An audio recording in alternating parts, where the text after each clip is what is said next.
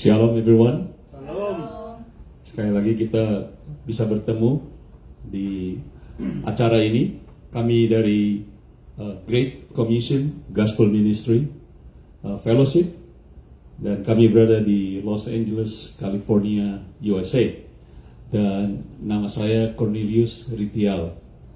Dan kami sangat bersukacita karena kami bisa beribadah sambil mendengarkan firman. Tadi kami sudah menyanyikan beberapa lagu luar biasa memuji namanya.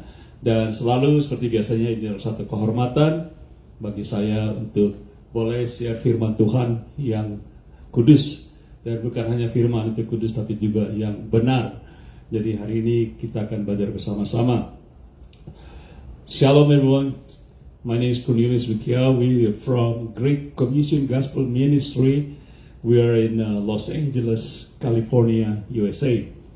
That I'm so thankful that we can have time to worship again, to sing. We did singing, and we are about to hear the words of God. Let us pray.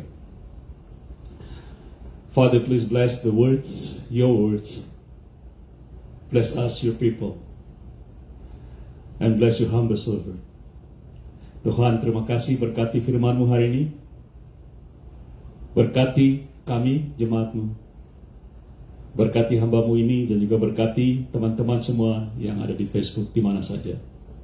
Di dalam nama Tuhan Yesus Kristus, hamba berdoa. Dan semua katakan, Amin. Amin. Jadi seperti biasanya kita akan mulai dengan satu ayat yang pada siang ini saya akan jelaskan satu ayat ini yang kita ambil dari Roma pasal 1 ayat 16, Romans 1:16. Kita mulai dengan ini, kita baca sama-sama 1, 2, 3. Bahasa Inggris ya, saya suka bahasa Inggrisnya. For I am not ashamed of the gospel of Christ, for it is the power of God to salvation for everyone who believes, for the Jew first and also for the Greek. Sebab aku, Rasul Paulus, mempunyai keyakinan. Dalam bahasa Inggris, keyakinan berarti I'm not ashamed, tidak malu. Yang kokoh dalam Injil, karena Injil adalah kekuatan Allah yang menyelamatkan setiap orang yang percaya. Pertama-tama orang Yahudi, tetapi juga orang Yunani, dan juga untuk kita juga sekarang orang-orang Gentile gitu ya. Jadi di sini Paulus katakan, for I am not ashamed of the gospel. Artinya aku tidak malu akan Injil Kristus. Ya Bapak Ibu, saya perhatikan kita ini manusia, salah satu sifat kita yaitu kita sangat suka ditinggikan. Betul? Kita sangat suka dielu-elu, dipuji, yaitu kita baik ditinggikan pangkat kita. Kita dalam dunia pekerjaan dinas kita maunya naik pangkat gitu. Pangkat kita ditinggikan dan juga jabatan. Kok saya jabatan nggak naik-naik gitu, suka ditinggikan juga. Kadang derajat kita punya derajat mau dielukan, nama kita mau dielu-elukan, wah bagus namanya terkenal. Dan juga khususnya ego kita. Ego kita ini kadang-kadang tidak boleh disentuh. Kita mau ditinggikan, dipuja lah kalau saya boleh, dan sebagainya. Tetapi sebagai orang Kristen sebaliknya. Amin. Kita sebagai orang Kristen sebaliknya. Seperti Rasul Paulus berkata bahwa semua, katakan semua. Semua kejayaan yang dia miliki sebagai seorang Farisi, dia luar biasa. Dia katakan dia tidak pernah bercacat dalam keagamannya, itu agama Yahudi. Dia tidak pernah bercacat. Dia sangat jaya, sangat hebat, dan berpengaruh besar. Mungkin saya percaya dia pangkatnya tinggi ya. Dia orang yang selalu ditinggikan di dalam dia punya keagamaan sebagai seorang Farisi. Tetapi apa terjadi setelah dia bertemu dengan Tuhan Yesus? Semua yang dianggap kejayaan dianggap sebagai satu kerugian. Dan bahkan dia katakan dianggap sebagai sampah, katakan sampah. Dia katakan sebagai sampah yang dia dielu-elukan oleh bangsa Yahudi, orang-orang ini hebat, berani dan sebagainya. Dan tapi pada suatu saat semua itu dianggap rugi dan bahkan dikatakan dianggap sebagai sampah. Jadi bagaimana dengan kita orang Kristen di akhir zaman ini? Amin. Bagaimana dengan saudara dan saya? Apakah kita malu dengan Injil? Apa kita malu meninggikan Tuhan Yesus? Kita akan belajar hari ini, oke? Kita akan belajar sungguh-sungguh, kita nikmati di akhir zaman ini. Siapa yang harus kita tinggi? Diri kita sendiri, ego kita, dan sebagainya. Oke? Mari kita lihat judul dari firman hari ini. The title, meninggikan atau ditinggikan. To exalt or being exalted. Let's go to point number 1. Dulu meninggikan diri, sekarang semuanya dianggap rugi dan sampah. Yang tadi kita baru pelajari. Before to exalt self, but now all being treated lost and rubbish or garbage. Let's see Philippians 1:3 verse 8. Filipi 3 ayat 8, Paulus katakan, malahan baca segala, katakan segala sesuatu yang kuanggap rugi karena pengenalan akan Kristus Yesus Tuhanku lebih mulia daripada semuanya. Oleh karena dialah aku telah melepaskan semuanya itu dan menganggapnya sampah supaya aku memperoleh Kristus. Jadi inilah Rasul Paulus. Saya katakan tadi, dia seorang hebat, seorang jaya, tapi ketika dia ketemu dengan Tuhan Yesus, dia anggap semuanya itu sampah. Saudara tahu sampah ya? Sampah itu bukan hanya bau, tapi apalagi sampah itu satu hal yang kotor ya, satu hal yang kita tidak pakai lagi ya. Sampah itu sudah dibuang, jangan diambil lagi, kecuali ya kita mau pakai sampah-sampah yang sudah dibuang ya. Jadi Rasul Paulus mengatakan, kenapa semua itu dianggap rugi, dianggap sampah, supaya dia katakan, supaya aku boleh mengenal, supaya aku boleh lebih mengenal, bahkan memperoleh Kristus. Dalam kata lain, kalau kita tidak bisa menganggap dunia ini, kejadian kita sebagai sampah atau sebagai satu hal yang rugi, kita sangat sulit, katakan sangat sulit untuk mengenal bahkan memperoleh Kristus Yesus. Ada amin? Jadi Tuhan Yesus ini satu hal yang kita anggap lebih mulia, yang dianggap oleh Rasul Paulus satu hal yang lebih mulia. Saudara bayangkan seorang yang luar biasa. Saudara kan seorang pemimpin agama di zaman sekarang yang hebat. Coba nama. Kita tahu pemimpin agama yang luar biasa hebat. Tapi berani mengatakan ada yang lebih mulia dari aku. Dan semua kehebatan aku ini aku anggap sampah. Supaya aku bisa bertemu atau memperoleh Kristus Yesus. Ada amin? Tepuk tangan dong buat ini luar biasa Rasul Paulus. So he saw something that spectacular in his life before then. He said, wow, all this rubbish I consider is lost so I can gain Jesus Christ. Everything about Jesus is more. It's more glorious than all things. Hallelujah. I like Paul. Kita belajar orang-orang kita di jemaat senang, kita suka belajar Rasul Paulus. Tapi kalau dia katakan begini bagaimana?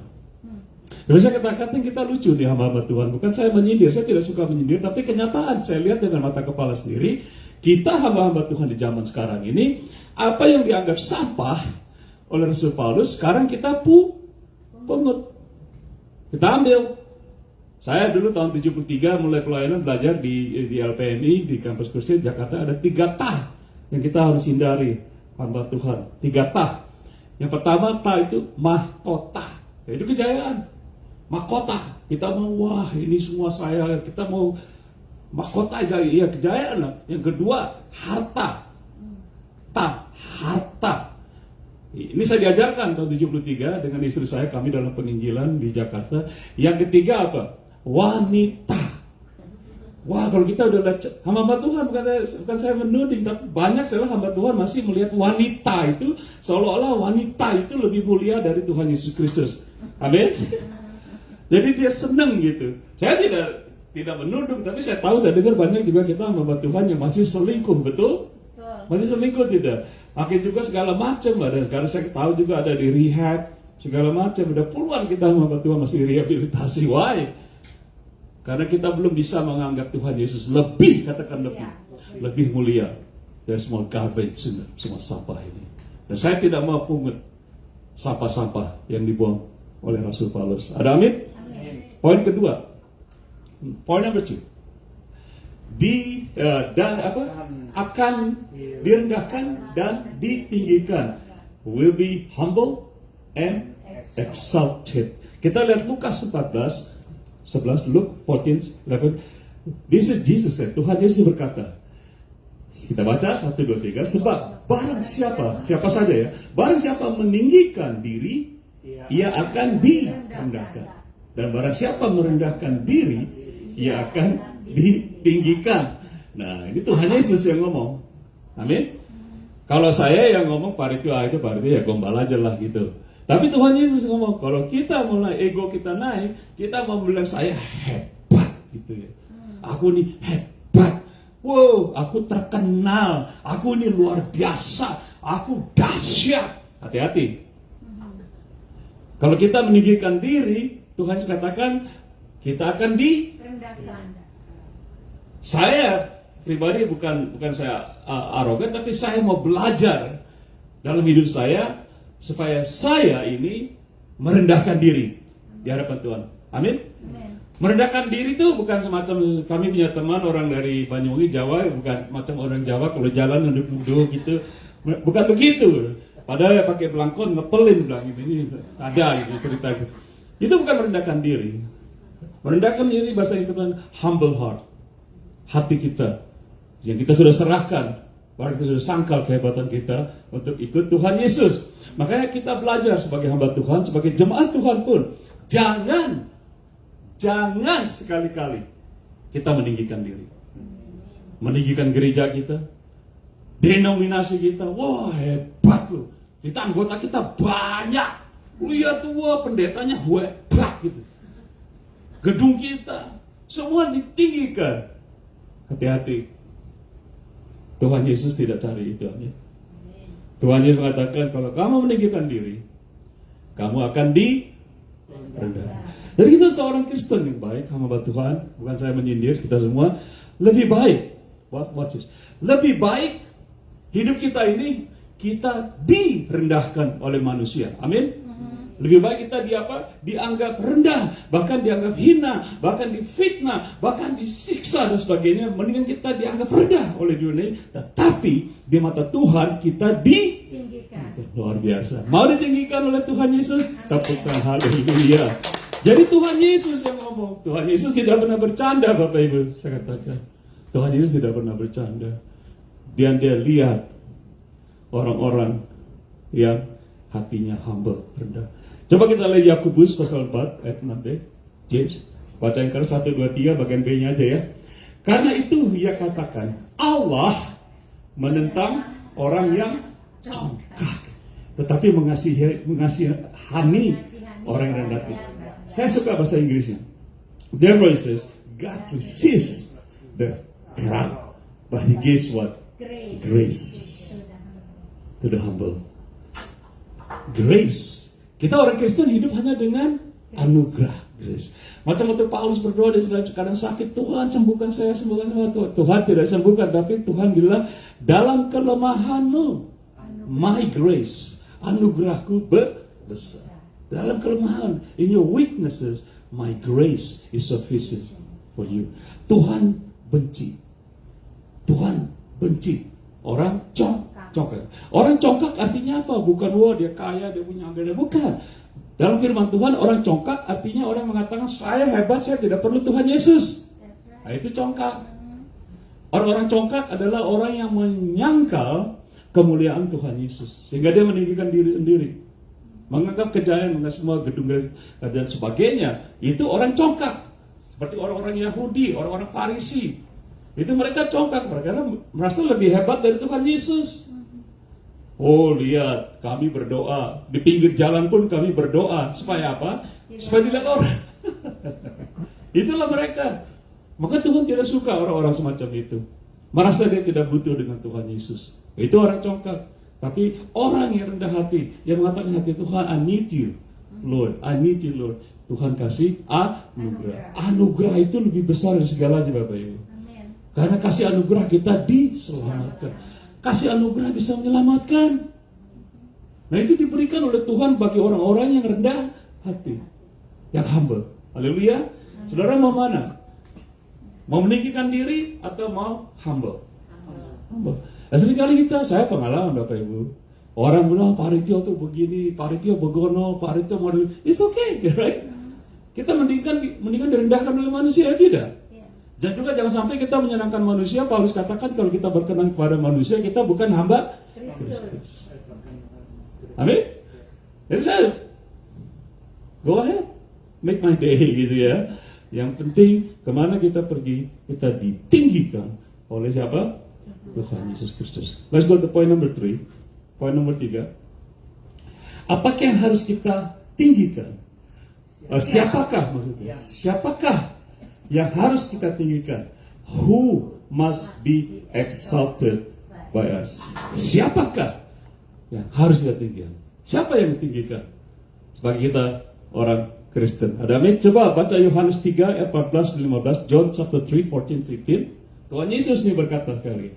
Dan sama seperti Musa meninggikan ular di padang gurun, demikian juga Anak manusia, itu Tuhan Yesus, harus, katakan harus ditinggikan. Siapa yang harus ditinggikan?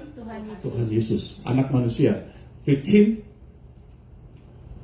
Supaya setiap orang yang percaya kepadanya beroleh hidup yang kekal. Supaya berapa orang? Setiap orang yang percaya kepadanya beroleh hidup yang kekal. Hidup kekal hanya dalam Tuhan Yesus. Saya pernah ingat anak kami yang nomor 1 sekarang jadi pendeta, Andrew Paritia. Waktu dia tamat SMA, dia jago musiknya. Dia sudah mau keliling kemana-mana, dia sampai mengatakan, Pak, saya bisa bikin musik keliling Amerika, musik sekuler ya. Nanti Papa saya beliin rumah gitu. Wah, kedengarannya bagus ya. Siapa ya orang tua nggak mau dibeliin rumah sama anaknya ya? Coba angkat tangan. Siapa yang mau dibeliin rumah? Mau kan? Tapi saya bilang sama gini, Andrew nomor 1, Papa nggak mau uang kamu. Bingung dia. Masih umur 17 nih. Masuk, dia mau jago musik. SMP dia sudah bikin jazz band.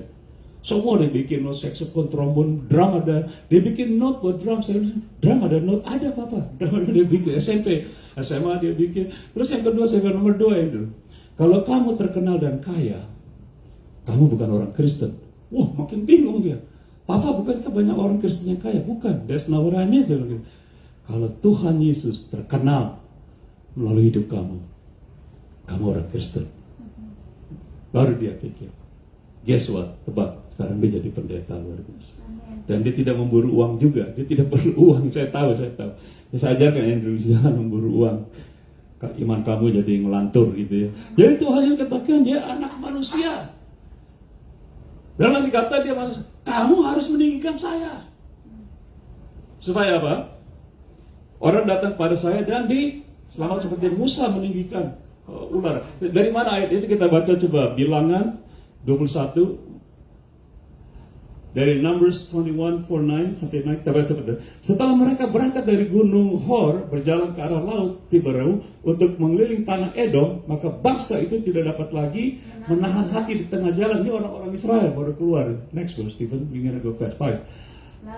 Lalu mereka berkata melawan Allah dan Musa, mengapa kamu memimpin kami keluar dari Mesir supaya kami mati di padang gurun ini? Sebab di sini tidak ada roti dan tidak ada air, dan akan makanan hambar ini kami telah muak. Ya, mereka udah mulai ngomel nih. 7. Lalu Tuhan menyuruh apa?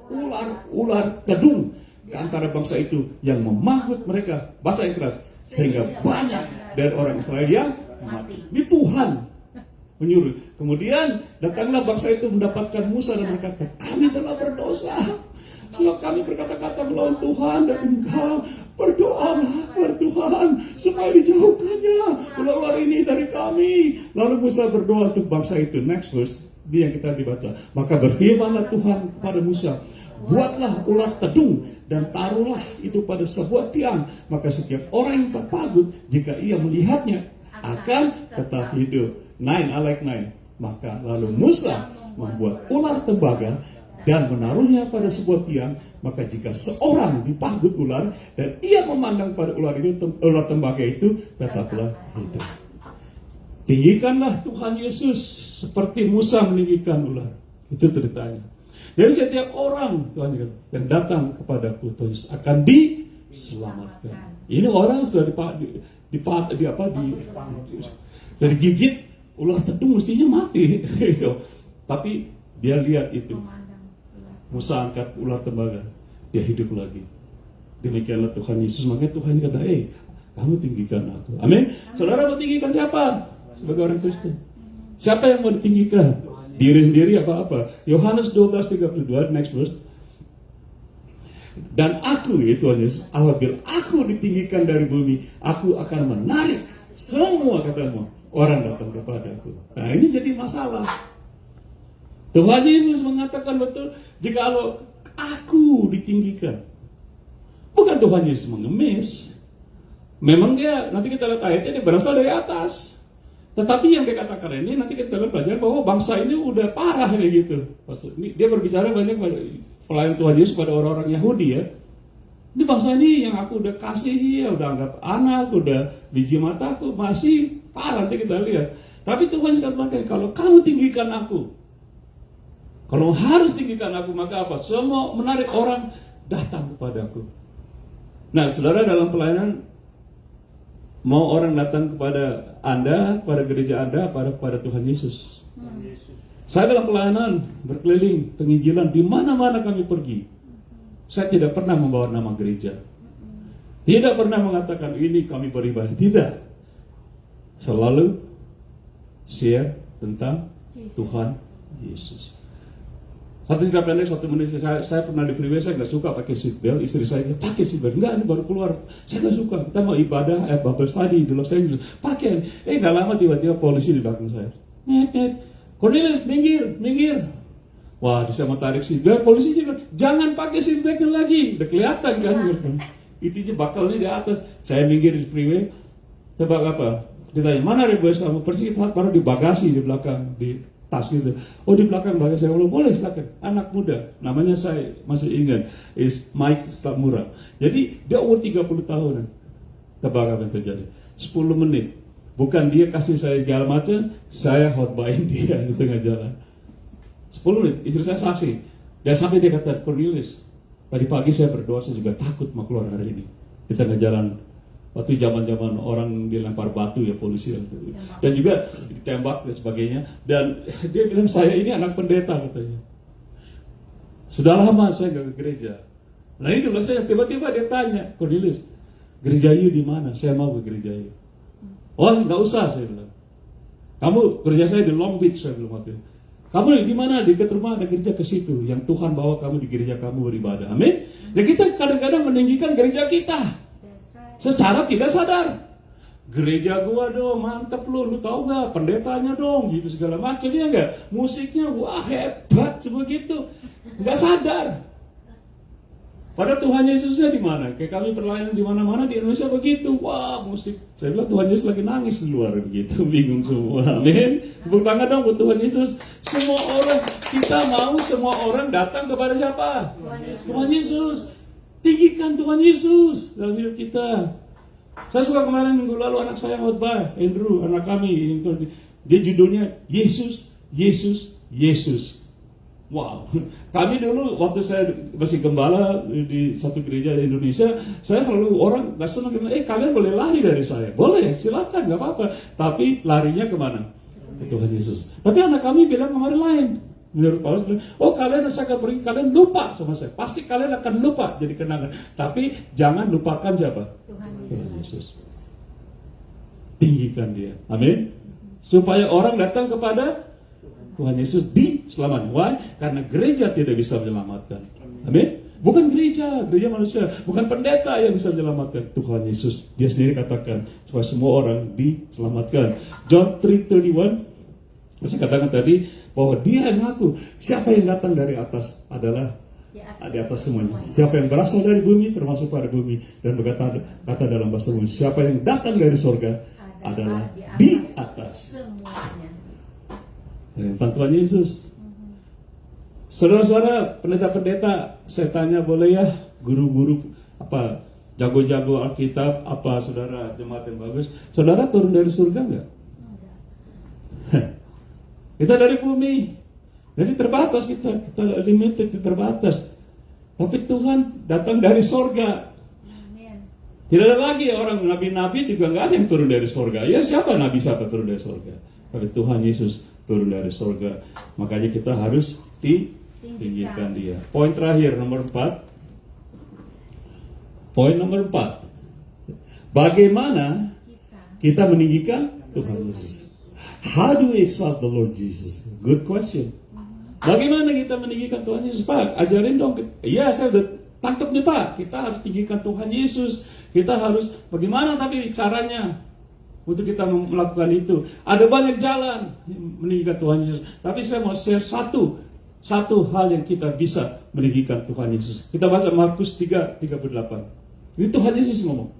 Tuhan Yesus berkata, yang keras baca, sebab barang siapa malu karena aku dan karena perkataanku di tengah-tengah angkatan yang tidak setia dan berdosa ini, anak manusia pun akan apa? Malu karena orang itu apabila ia datang kelak dalam kemuliaan Bapanya diri malaikat-malaikat kudus. Oke? Makanya tadi saya buka firman ini dengan Paulus mengatakan, I am not ashamed.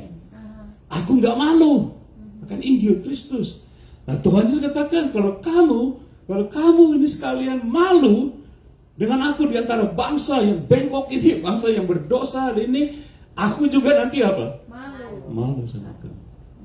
Nah, jadi salah satu jalan untuk kita meninggikan Tuhan Yesus tengah-tengah bangsa yang Tuhan Yesus katakan pada akhir zaman ini, kejahatan, bukan kejahatan, kedurhakaan akan bertambah dan kasih orang mendingin. Kita tinggal dalam satu zaman akhir zaman yang banyak orang yang durhaka. Seperti kita belajar minggu lalu, banyak juga yang murtad. Bagaimana kita di tengah-tengah bangsa ini? Oh, saya mau ngomong, oh macam lu aja mau, kita malu. Salah satu hal yang cara kita pakai di tengah bangsa yang bahkan bangsa sudah menolak Tuhan Yesus, kita tidak malu. Amin. Tepuk tangan dong. Saudara malu? Are you ashamed of Jesus? No. Saya bilang, Pak, saya di kantor nggak berani ngomongin Tuhan Yesus. Kenapa? Malu Hah? Pernah dengar itu enggak? Aku malu ngomong di tengah-tengah teman-teman aku di tempat kerja atau di tim sepak bola apa saudara kira apa di mana organisasi, malu aku nggak berani aku. Saudara malu sama Tuhan Yesus, tinggikan supaya saudara jangan direndahkan. Aku nggak mau direndahkan Tuhan Yesus. Amin. Makanya aku tidak malu. Are you ashamed of Jesus? Are you ashamed of the gospel of Jesus? Kita belajar Rasul Paulus, Paulus bilang saya nggak malu. Kok kita malu? Semua kejayaan itu anggap sampah. Kok kita pungut sampahnya Paulus? Mau jadi jaya, mau jadi hebat. Parah gak gitu? Nah, Tuhan Yesus mengatakan itu, kita coba baca Ulangan 32:20 menjelaskan tadi yang soal Tuhan Yesus katakan jangan malu. Ia berfirman, aku hendak menyembunyikan wajahku terhadap mereka dan melihat bagaimana kesudahan mereka. Sebab mereka itu suatu angkatan yang bengkok, anak-anak yang tidak mempunyai kesetiaan. Dan Tuhan Yesus katakan, bangsa ini kamu malu gak di tengah yang bangsa yang bengkok ini, yang tidak setia? Tuhan Yesus katakan juga kepada bangsa Israel, Allah mengatakan kepada bangsa Israel. Next verse, Stephen. Keluaran 32:9. Same thing. Lagi firman Tuhan kepada Musa, telah kulihat, bahasa yang keras, bangsa ini dan sesungguhnya mereka adalah satu bangsa yang apa? Halo? Story never change. Malah di akhir zaman yang saya katakan tadi, kedurhakaan bertambah. Oh Pak, tahun depan lebih baik kita semua. Gereja kita lebih baik, semuanya lebih. No. Tahun depan makin kita apa? Lebih buruk karena kedurhakaannya bukannya berkurang. Kedurhakaan apa? Bertambah. Durhaka itu orang melawan Bapa di surga lah, anak durhaka lo gitu ya. Jadi tahun depan belum tentu baik. Jadi cara yang baik selama dalam suasana pandemi, suasana orang udah malas, udah imannya udah mulai goyang dan sebagainya, tetap kita tidak malu memberitakan Tuhan Yesus tengah bangsa ini. Bilang haleluya. Kebanggaan buat Tuhan Yesus. Jangan malu. Tinggikan Tuhan. Kok malu? Tuhan Yesus mati di kayu salib setengah telanjang, malu nggak buat kita? Dia nggak malu Tuhan Yesus. Ditonjok, diludahin, dipecut segala macam, berdarah. Dia nggak malu. Oh aku malu di tengah bangsa ini, apalagi nanti aku diledek. Ya ledek sih nggak apa-apa, asal karena kebenaran. Berbahagialah kamu kalau kamu dianiaya karena kebenaran. Siapa kebenaran? Tuhan Yesus. Kita kok malu? 2 Timotius 1, 7 sampai 12. Kita baca keras, nanti kita tutup. Sebab Allah. Paulus mengatakan pada Timotius, sebab Allah memberikan kepada kita bukan roh ketakutan, melainkan yang memberi roh yang membangkitkan kekuatan, kasih, dan ketertiban. Verse 8. Jadi janganlah malu bersaksi tentang Tuhan kita, dan janganlah malu karena aku seorang hukuman karena dia, melainkan ikutlah menderita bagi Injilnya oleh kekuatan Allah. So verse 7 and 8, this is Paul said, hey, don't be ashamed, right? Don't be ashamed of the testimony of our Lord. Aku gak malu, dia Timotius, jangan kamu juga malu. Udah jadi pendeta, jangan malu, kamu jadi penginjil, keluar menderita, jangan malu, amin. Verse 9.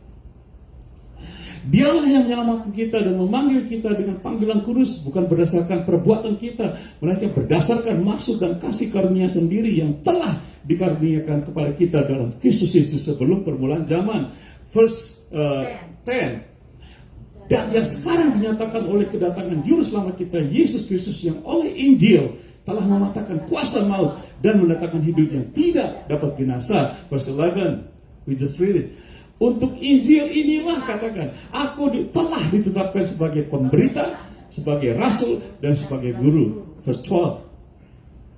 Itulah sebabnya aku menderita. Semuanya itu, tetapi apa? Aku tidak malu. Aku tidak apa? Aku tidak malu, karena aku tahu kepada siapa aku percaya, dan aku yakin bahwa Dia berkuasa memelihara apa yang telah dipercayakannya padaku hingga pada hari Tuhan. Paulus. Kalian tahu penderitaan Rasul Paulus kan ya? Saya tidak ke situ.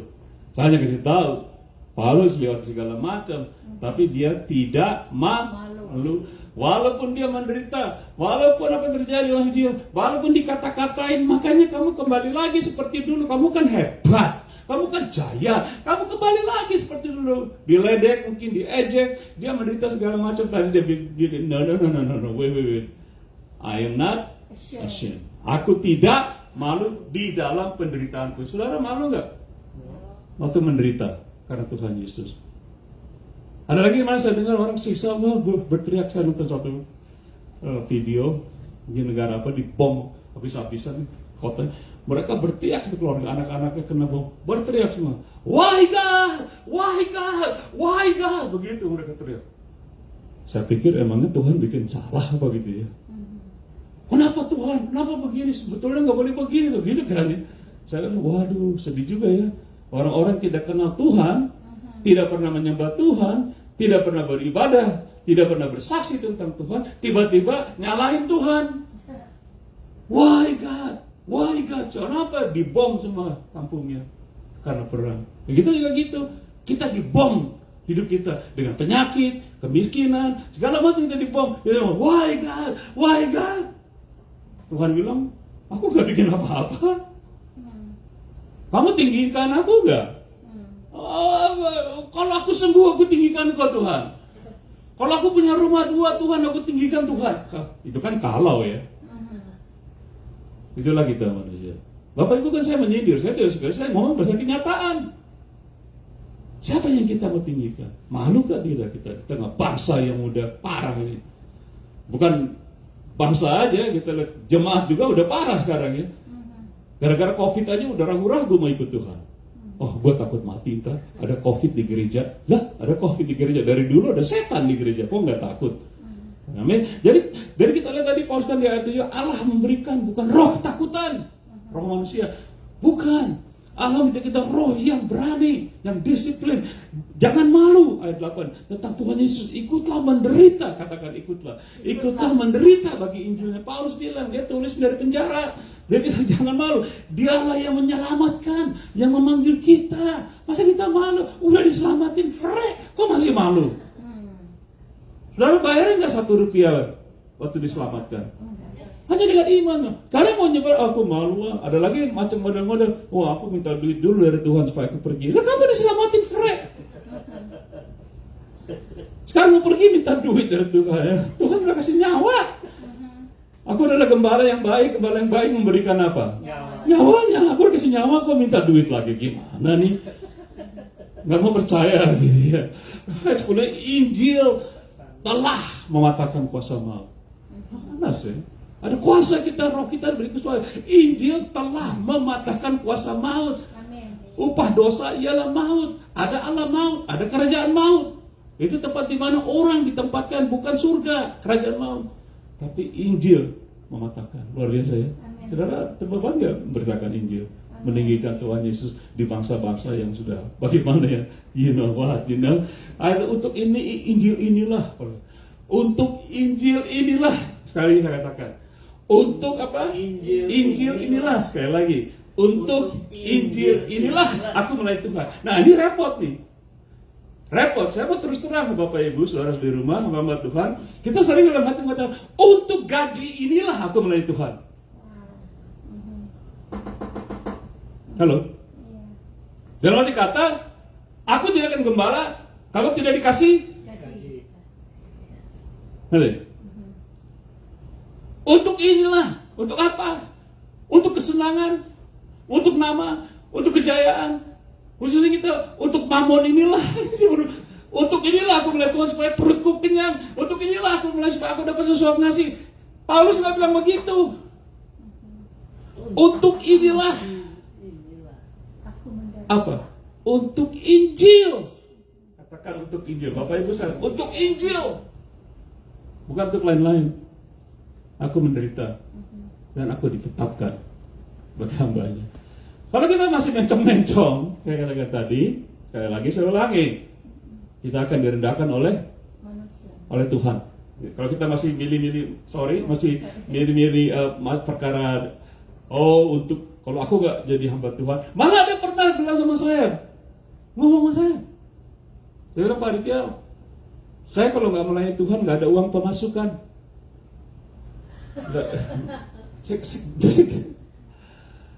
Ya, benar pernah ada orang kalau makanya saya mau melayani Tuhan. Saya hidup dari pelayanan saya. Bukankah Tuhan sumber air hidup? Halo. Orang kalau bilang Pak Aditya kalau khotbah suka nyindir, bukan, aku kasih tahu yang benar. Ditegur dengan mengajar. Saudara, tinggikan Tuhan. Jangan malu. Nanti Anda ditinggikan Tuhan. Ketika kita ditinggikan Tuhan, kira-kira benefitnya ikut tidak? Yes. Ada kan? Ditinggikan Tuhan, kita tinggikan Dia, jangan malu. Nanti semua yang Tuhan upah dikasih segala macam. Tapi jangan melayani Tuhan nyari upah. Ini belum melayani, orang mintanya upahnya dulu. Saya pernah melayani di sana, ada orang membantu saya. Kami punya jemaat 100-150 orang. Ada orang menolong saya, Pak Aditya, saya menolong gimana? Oke, boleh. Screeningnya apa? Enggak sih kalau kamu cinta terus belum mulai. Pak, nanti saya dibayar berapa, Pak? Ya ampun, saya aja nggak dibayar. Saya nggak minta gaji, saya aja nggak dibayar. Kamu belum udah ngomong mau dibayar berapa? Kerja aja belum. Nah itu. Dan ayat 12 tadi Paulus katakan, aku menderita, katakan menderita. Oh saudaraku, jangan membayangkan bagaimana Paulus menderita. Jangan dibayangin, kenapa? Karena kita nggak berani, kita takut. Saya nanti sekali khotbah kali, tapi kalian tahu dia menderita, masuk penjara. Bagi Paulus mungkin dia katakan penjara itu adalah hotelku gitu ya. Hamba Tuhan dari kadang pengalaman hotel saya mesti bintang 5 ya. Mesti yang mahal. Kita nuntut. Kalau nggak ada hotel itu saya mungkin nggak datang gitu. Ini ada. Tapi Paulus bilang hotel penjara. Itu ya hotel di mana-mana. Dia nulis-nulis surat dari penjara. Ada amin? Saudara mau menderita buat Tuhan? Amin. Malu nggak menderita buat Tuhan? Siapa yang Anda mau tinggikan?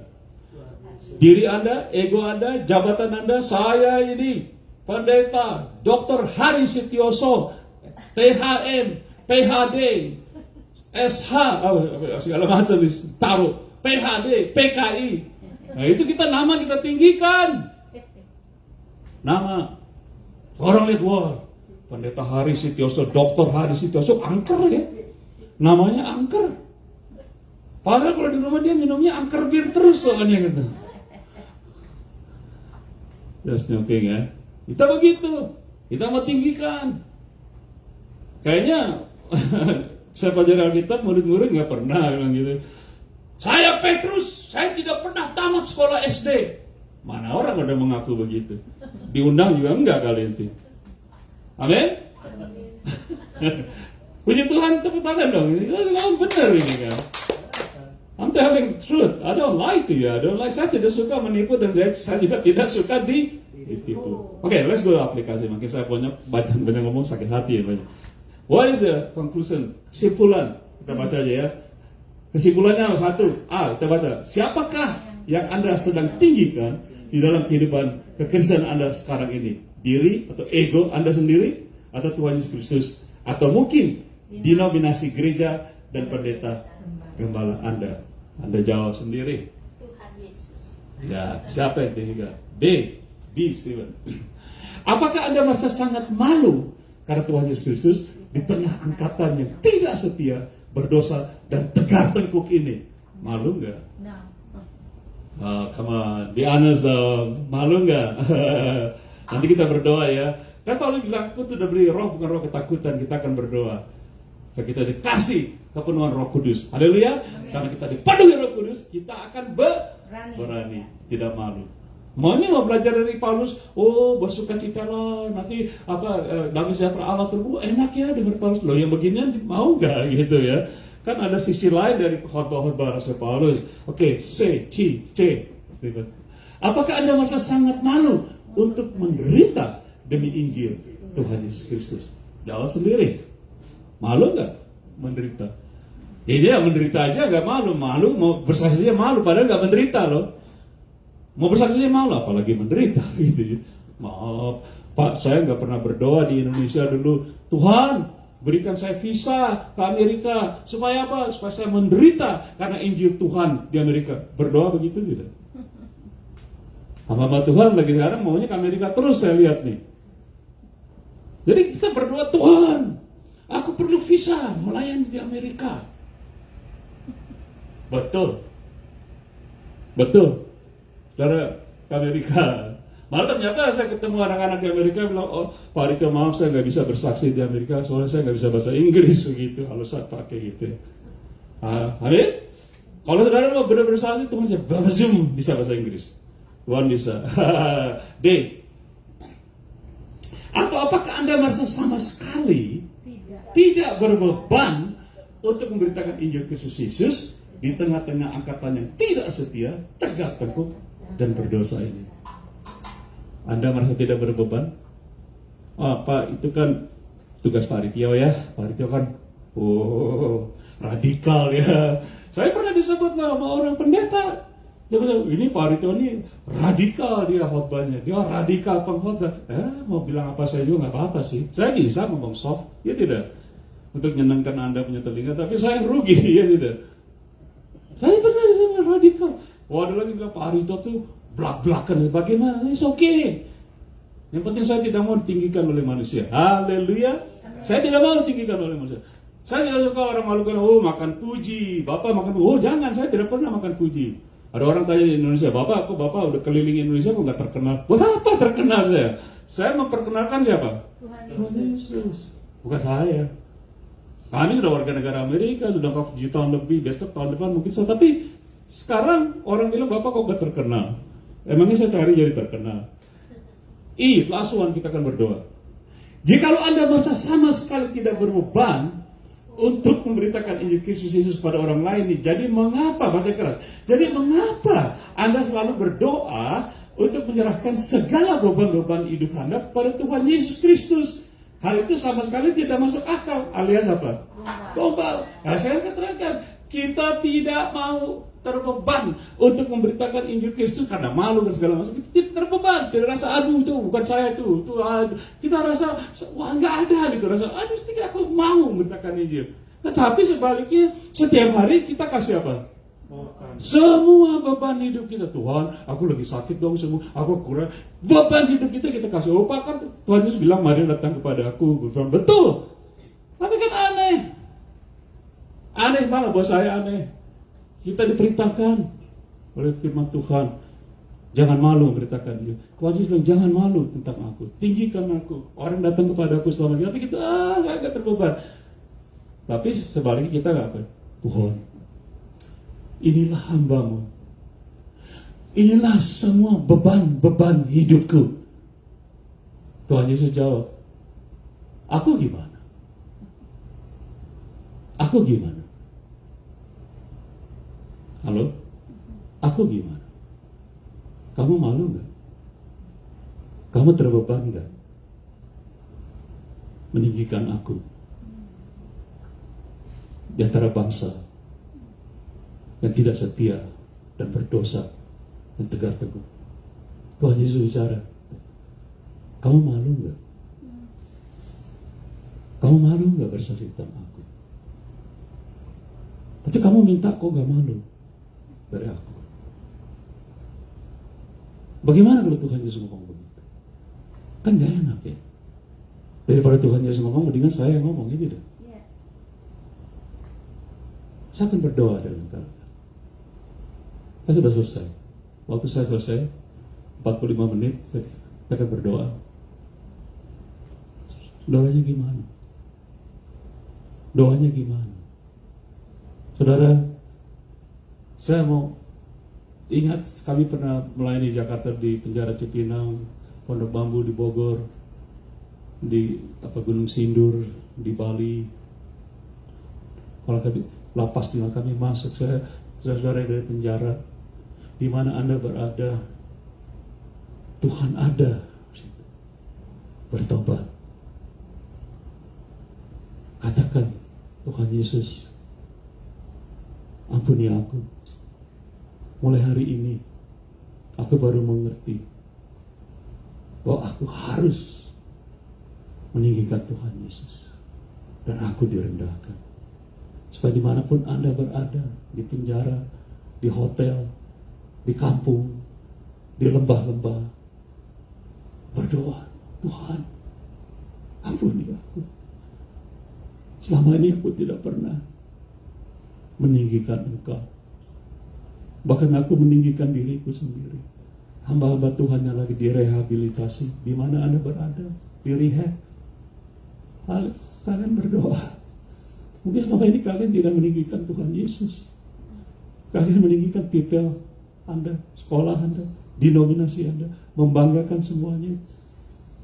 Itu semua sampah. Itu semua sampah. Begitu saudara berdoa, Tuhan Yesus ampuni aku. Tolong aku Tuhan. Aku rindu sekarang. Aku tidak malu. Aku akan meninggikan Tuhan. Ampuni aku. Saudara berdoa. Saudara berdoa dengan saya. Setuju dengan saya. Dua orang sepakat. Tuhan mengatakan di dalam kelemahan kalian di mana saja berada, anugerahku besar. Bertobat.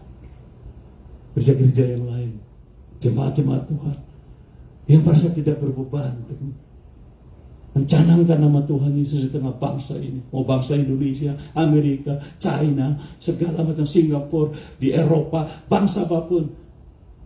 Saudara rasa malu, berdoa. Tuhan, pakai aku. Penuhi aku dengan Roh Kudus. Supaya kita berdoa. Saya doakan kalian Bapak Surgawi, mereka yang berdoa saat ini Tuhan, di mana saja mendengar suara ini, suara hamba Tuhan, mendengar firman-Mu ya Tuhan. Hamba sepakat Tuhan. Katakan kami sepakat. Katakan kami sepakat. Tuhan tolong. Hamba sendiri juga pada saat ini. Hamba berbicara untuk diri hamba sendiri. Angkat kami punya rasa malu ya Tuhan. Angkat egoan kami ya Tuhan. Supaya kami tidak tinggikan diri. Kami mau belajar tinggikan Tuhan setinggi-tingginya. Supaya orang datang kepadanya dan diselamatkan. Tolong kami Tuhan. Ampuni kami Tuhan. Tuhan, sekali lagi hamba mohon, firman-Mu inilah firman-Mu, bukan firman hamba. Bungkus firman Yesus, kuduskan dengan darah-Mu itu.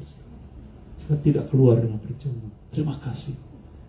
Kiranya kasih Bapa, kasih yang tidak berubah, kasih yang kekal, kasih yang sangat agape, tidak pandang bulu, seluruh anugerah Tuhan Yesus Kristus, Juru Selamat, yang harus ditinggikan, kekasih jiwa kita semua. Dan persekutuan, bahkan kuat kuasa melalui Roh Kudusnya menyertai kita semua di sini, di Facebook, di mana saya sudah berada. Kuasa Roh Kudus yang beri kuasa kepada kita untuk menjadi saksi Tuhan di Yerusalem, seluruh Yudea, Samaria, bahkan ke muka bumi ini di mana saudara berada. Di dalam nama Tuhan Yesus Kristus, semua yang percaya katakan amin. Haleluya. God bless you. Tepuk tangan buat Tuhan Yesus. Haleluya. Amin. Thank you so much. Bye-bye.